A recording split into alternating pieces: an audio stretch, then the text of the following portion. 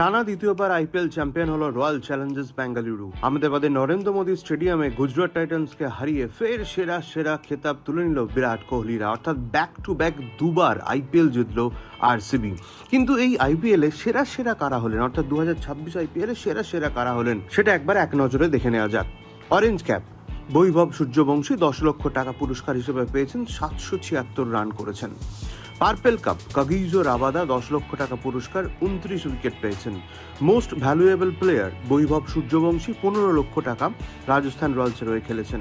Fair play Punjab kings, super striker of the season Vaibhav Suryavanshi. স্ট্রাইকটা শুনলে যথারীতি চমকে উঠবেন, 237 স্ট্রাইক রেট। সর্বাধিক ছয় বৈভব সূর্যবংশী 72টি ছয় মেরেছেন, 10 লক্ষ টাকা পুরস্কার পেয়েছেন।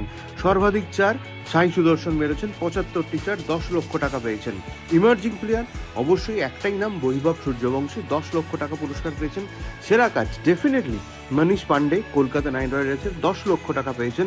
সেরা স্টেডিয়াম, আপনাদের মন ভালো হয়ে যাবে, ইডেন গার্ডেন্স, ভাবাই যায় না। এবং ফাইনালে অসাধারণ ইনিংসের জন্য 75 রানের বিরাট কোহলি হয়েছেন ম্যান অফ দি ম্যাচ। এরকম আরও ইনফরমেটিভ খবরের জন্য ফলো করুন, সাবস্ক্রাইব করুন অর্পণ অ্যাঙ্গেল।